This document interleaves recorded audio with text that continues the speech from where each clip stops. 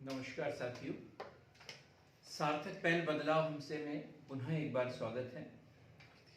मध्य प्रदेश लोक सेवा आयोग की प्रारंभिक परीक्षा और इसके तहत हम लेके आए हैं खाद्य संरक्षण आयोग। खाद्य संरक्षण आयोग हम जब मेंस की तैयारी करेंगे तब देखेंगे NFSA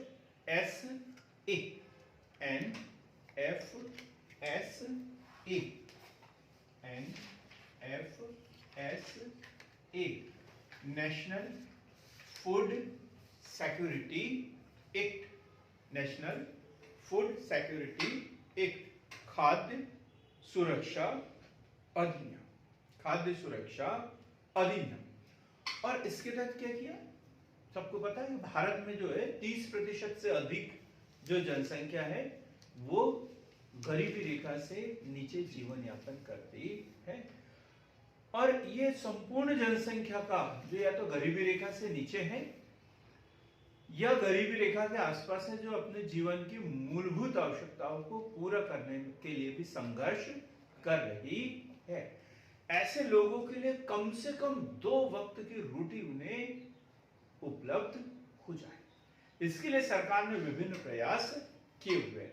उसमें से एक है NFSA, राष्ट्रीय खाद्य सुरक्षा अधिनियम 2013। और उसके तहत क्या, ग्रामीण क्षेत्र की कितनी 75% जनसंख्या और शहरी क्षेत्र की लगभग 50% जनसंख्या को खाद्य सुरक्षा उपलब्ध कराने की जिम्मेदारी लिखी थी।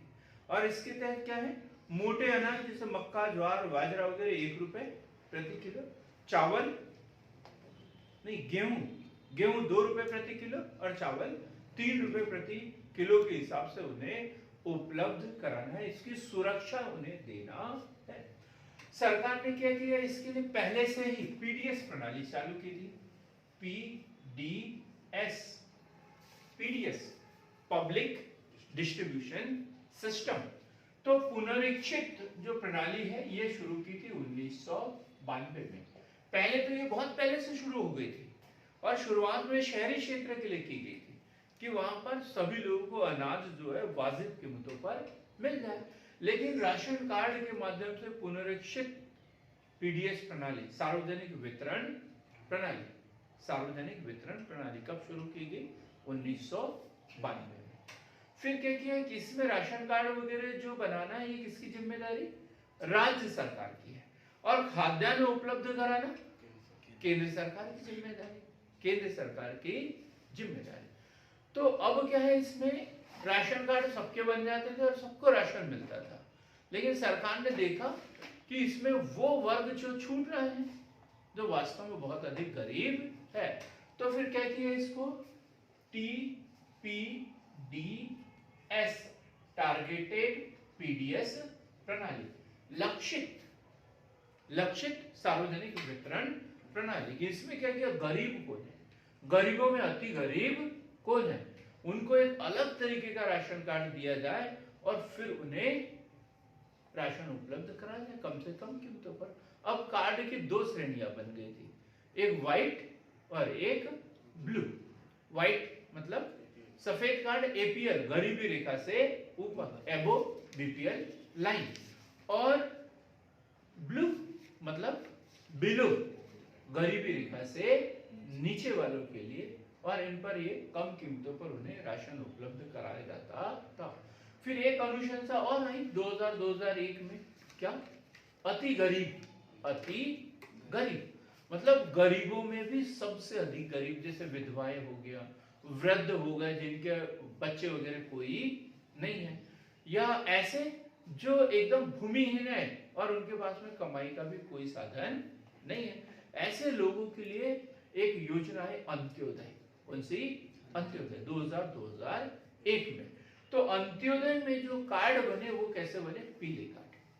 अब कार्ड, राशन कार्ड कितने प्रकार के हो गए, 3, सफेद, ब्लू, व्हाइट, ब्लू और येलो मतलब अंत्योदय, गरीबों में सबसे गरीब व्यक्तियों के लिए राशन कार्ड बने हुए थे। अब इसके साथ में और क्या, तो इसके साथ में देखें तो एक है FCI, FCI, food corporation of India, food corporation of India, FCI। इसका काम क्या है? किसानों से खाद्यान्नों को खरीदना और सार्वजनिक वितरण केंद्र या जो सोसाइटी होती है इसके माध्यम से उसका वितरण करना, पहुंचाना, ये काम है FCI का, food corporation of India limited. और इसकी स्थापना की थी भारतीय खाद्य निगम, हिंदी में क्या, भारतीय खाद्य निगम। स्थापना 1965, 1965। स्थापना कब हुई इसकी? 1965 में हुई थी। मुख्यालय इसका नई दिल्ली में है, मुख्यालय इसका नई दिल्ली में है। और कार्य क्या है इसका? खाद्य पदार्थों का भंडारण, खरीदना, भंडारण करना और परिवहन करना। परिवहन करना मतलब लाना भी और पहुंचाना भी। जहां अधिक उत्पादन हो रहा है वहां से खरीदते हैं, वहां से लेकर आते हैं, और जहां पर उसकी जरूरत है वहां पर लेकर पहुंचाते भी है। ये FCI, food corporation of India. फिर 1965 में एक और संस्था गठित हुई, कौन सी? CACP। CACP क्या है? CACP कृषि लागत एवं मूल्य आयोग, कृषि लागत एवं मूल्य आयोग, CACP। जनवरी 1965 में। क्या काम है इसका? CACP MSP निर्धारित करना कि फूड कॉरपोरेशन ऑफ इंडिया जो है वो खाद्यान्नों को खरीदेगा, लेकिन कितनी कीमतों पर खरीदेगा, तो ये कीमतें कौन तय करेगा? CACP, कृषि लागत एंड मूल्य आयोग। तो भाई कितनी उत्पादन करने में कितनी लागत आती है, उस किसान को कितना लाभ देना है, तो उसके आधार पर वो निर्धारित करेगा, और उस कीमत पर food corporation of India limited जो है वो खाद्यान्न को खरीदेगा। फिर ये निकासी मूल्य भी निर्धारित करेगा। निकासी मूल्य, निकासी मूल्य, निकासी मूल्य मतलब वो मूल्य होता है जिस पर ये बेचते हैं। जो राशन कार्ड या क्या बोलते हैं इसे, उचित मूल्य की दुकान, उचित मूल्य की दुकान पर जिस कीमत पर यह खाद्यान्न बिकता है वो भी कौन तय करता है? CACP। मतलब FCI जिस कीमत पर खरीदता है वो भी तय करता है, और निकासी मूल्य जिस पर ये बेचते हैं वो भी ये CACP ही तय करता है। MSP एक है MSP, मार्जिनल सपोर्ट प्राइस, न्यूनतम समर्थन मूल्य। ये भी ये CACP घोषित करता है, CACP के माध्यम से एक सरकार। और ये कितने फसलों के लिए? 24 फसलों के लिए ये MSP की घोषणा की जाती है। तो कृषि लागत एवं मूल्य आयोग, इसका भी मुख्यालय कहां पर है? दिल्ली में। दोनों का मुख्यालय कहां पर है? दिल्ली में है। तो ये विभिन्न प्रकार के प्रयास जो है भारत में खाद्य सुरक्षा के लिए बहुत पहले से किए जा रहे थे, लेकिन उसके बावजूद हमें जो है मध्य प्रदेश राज्य खाद्य आयोग बनाने की जरूरत पड़ी। क्योंकि जब हमने NFSA बनाया, नेशनल फूड सिक्योरिटी एक्ट बनाया, तो भाई उसके अनुसार मध्य प्रदेश में कार्यवाही हो रही है या नहीं, कहीं कुछ कमी तो नहीं रह गई है। तो उसके लिए क्या, उसकी जांच करने के लिए एक आयोग बनाया गया है। यह आयोग जो है इस अधिनियम को लागू करने में मध्य प्रदेश में कहीं पे भी कोई दिक्कत आ रही हो तो जो पीड़ित व्यक्ति है वो इसकी शिकायत कहां पर करेगा? राज्य खाद्य संरक्षण आयोग के पास में करेगा। यहां तक बात क्लियर हो गई एकदम। अब हम देखते हैं स्थापना, मध्य प्रदेश खाद्य संरक्षण आयोग, मध्य प्रदेश राज्य खाद्य संरक्षण आयोग। स्थापना कब हुई है इसकी स्थापना? तो स्थापना हुई है 24 जुलाई 2017, 21 जुलाई 2017, 21 जुलाई 2017। मुख्यालय कहां पर है इसका? अंकित, मुख्यालय कहां पर होगा? भोपाल में। कई लोग तो अभी भी नई दिल्ली सोच रहे होंगे। मुख्यालय कहाँ पर होगा? भोपाल। मुख्यालय कहाँ पर? भोपाल में। वो एफसीआई, सीएसीपी ये सेंट्रल लेवल की संस्थाएं हैं, इसलिए इनका मुख्यालय कहाँ पर है? दिल्ली में है। और ये आयोग कहाँ पर है? मध्य प्रदेश का है। तो मध्य प्रदेश का है तो कहाँ पर होगा ये? भोपाल में। इसका मुख्यालय कहाँ पर होगा? भोपाल में। और किस अधिनियम के तहत गठन हुआ है इसका? NFSA 2013, national food security act 2013 के तहत इसका गठन हुआ है। क्यों किया गया है इसका गठन? उद्देश्य अभी बताया था मैंने। उद्देश्य क्या बताया? राष्ट्रीय खाद्य सुरक्षा अधिनियम के कार्यान्वयन को मॉनिटर करना।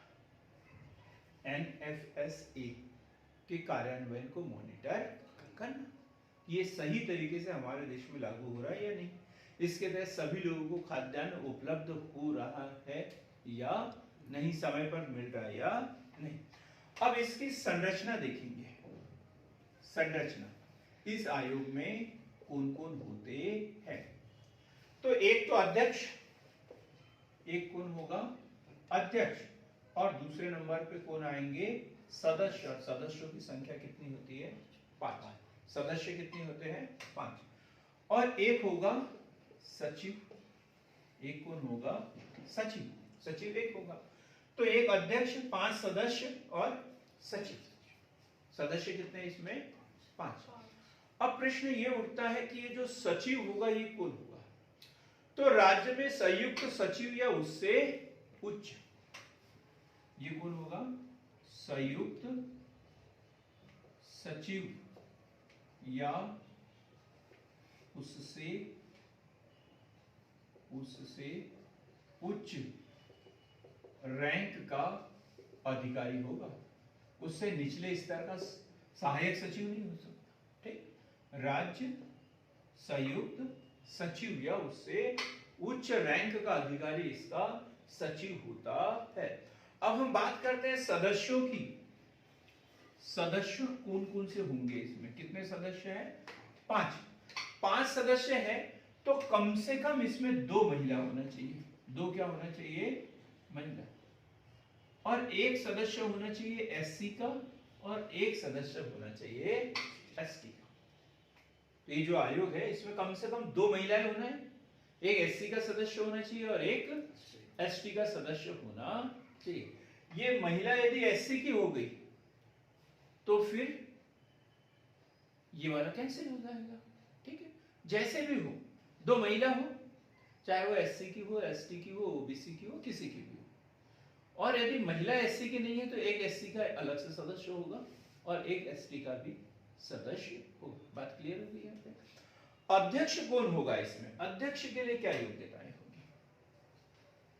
अध्यक्ष, तो अध्यक्ष कोई भारतीय व्यक्ति अखिल भारतीय सेवा या अन्य किसी सिविल सेवा का अधिकारी होना चाहिए।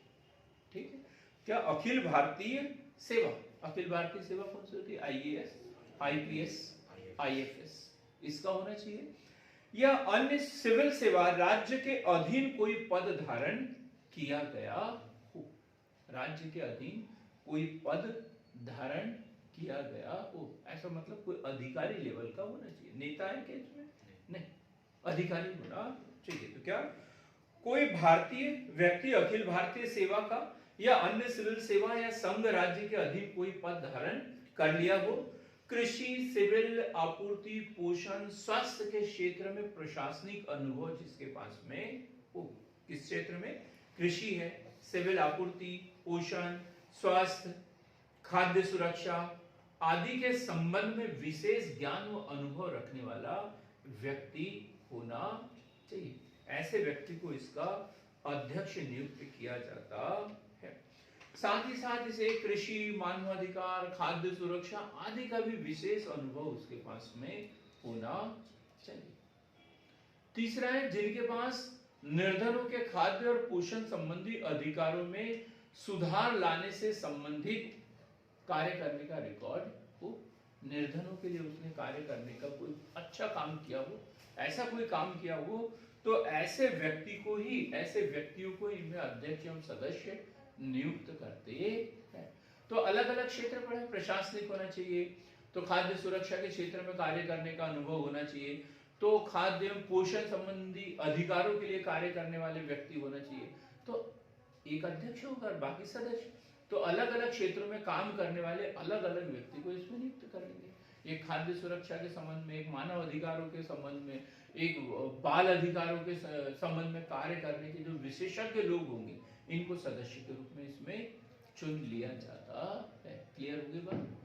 तो एक अध्यक्ष होगा, 5 सदस्य होंगे, लेकिन जो सदस्य होंगे उसमें से कम 2 महिलाएं होना चाहिए, और 5 सदस्यों में से एक एससी का सदस्य हो और एक एसटी का सदस्य होना चाहिए। एक सचिव होगा जो राज्य संयुक्त सचिव या उससे ऊपर के रैंक का अधिकारी होना चाहिए। अब कार्यकाल देखें इसका, क्या कार्यकाल, कार्यकाल तो कार्यकाल है 5 वर्ष या 65 वर्ष की आयु, जो भी पहले हो, जो भी पहले हो, 5 वर्ष या 65 वर्ष की आयु जो भी पहले हो। पुनर्नियुक्ति का प्रावधान है इसमें, पुनर्नियुक्ति का प्रावधान है, पुनर्नियुक्ति का प्रावधान है। क्यों है? 5 वर्ष के बाद में मान के चलो कि 60 वर्ष की उम्र में नियुक्त हो गया, तो पहला कार्यकाल 5 वर्ष का 65 का हो गया, तो उसे पुनर्नियुक्त नहीं कर सकते।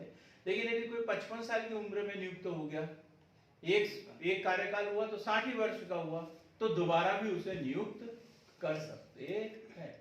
तो ये 5 वर्ष के आधार पर तो पुनर्नियुक्त कर सकता है, लेकिन 65 वर्ष की आयु प्राप्त हो गई तो फिर उसे नियुक्त नहीं कर सकते हैं। कौन करेगा नियुक्ति इसकी? इसकी नियुक्ति होगी राज्यपाल के द्वारा। किसके द्वारा की जाएगी? राज्यपाल के द्वारा। नियुक्ति कौन करेगा? राज्यपाल। चूंकि ये सांविधिक आयोग है, कैसा है?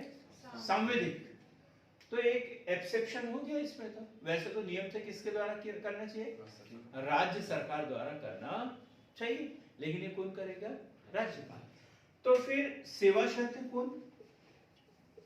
सेवा शर्तें ये करेगा राज्य सरकार। सेवा शर्तें कौन निर्धारित करेगा? राज्य सरकार द्वारा निर्धारित की जाती है। जितने भी सांविधिक आयोग होंगे, तो केंद्र का है तो केंद्र सरकार, राज्य का है तो राज्य सरकार। अब नियुक्ति की जाती है इसकी, तो नियुक्ति किसके द्वारा? गलत, सॉरी, इसके लिए किसके द्वारा? राज्य सरकार, है ना? नियुक्ति किसके द्वारा की जाएगी? राज्य सरकार। तो नियुक्ति राज्य सरकार, सेवा शर्तें भी राज्य सरकार द्वारा ही की जाती है। पूरा देखें हम। सबसे पहले क्या देखा हमने? पीडीएस 1992, टीपीडीएस 1997, फिर क्या?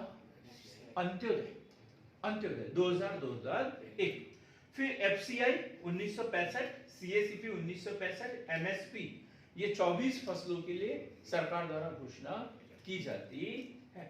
फिर हमने देखा एनएफएसए 2013, और उस अधिनियम के तहत जो है 21 जुलाई 2017 को मध्य प्रदेश राज्य खाद्य संरक्षण आयोग का गठन किया गया। इसका मुख्यालय कहां पर है?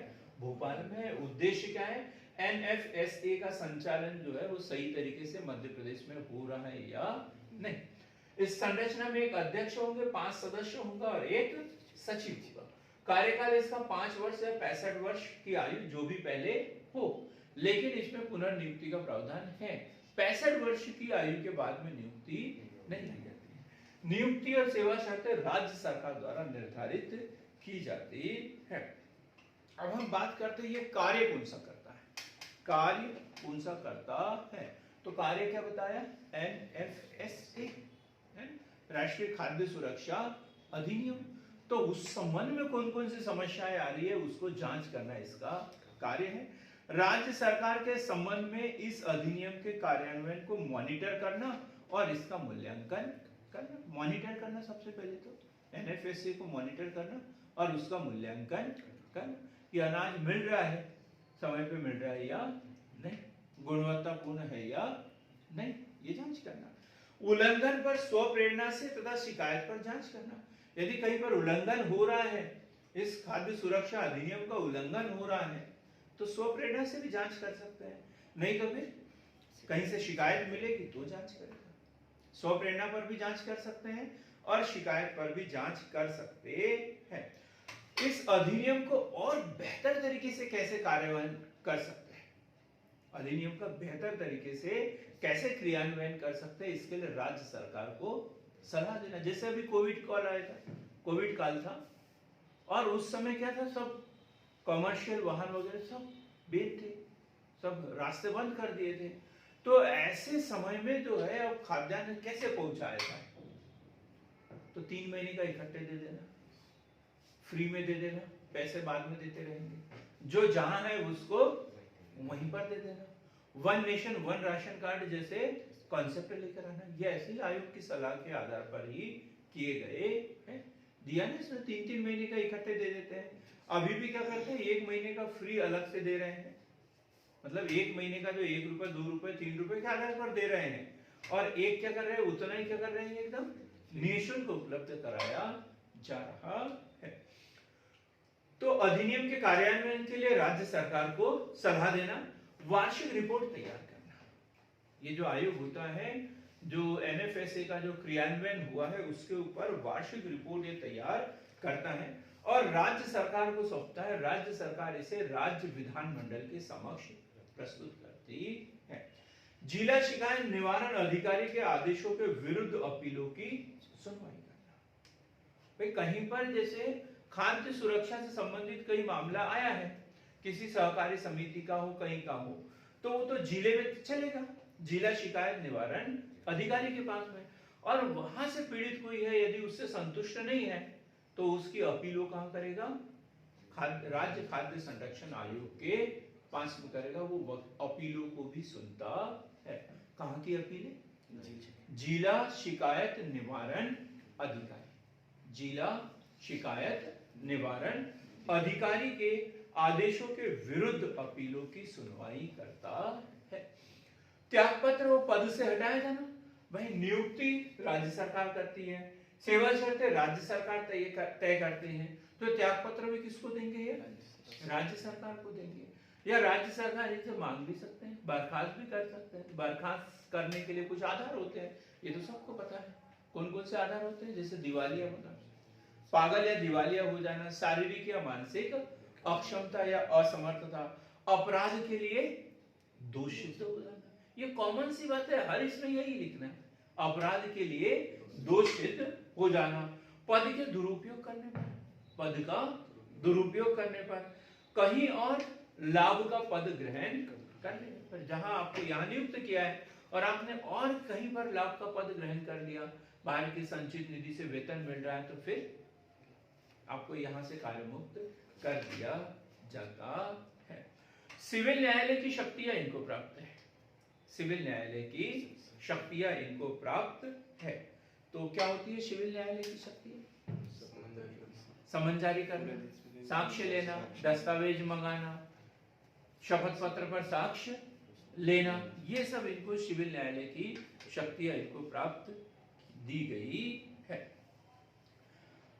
इसकी बैठक जो है अध्यक्ष कभी भी बुला सकता है, जो 5 सदस्य और एक अध्यक्ष है, तो इनकी बैठक जो है कभी भी बुलाई जा सकती है।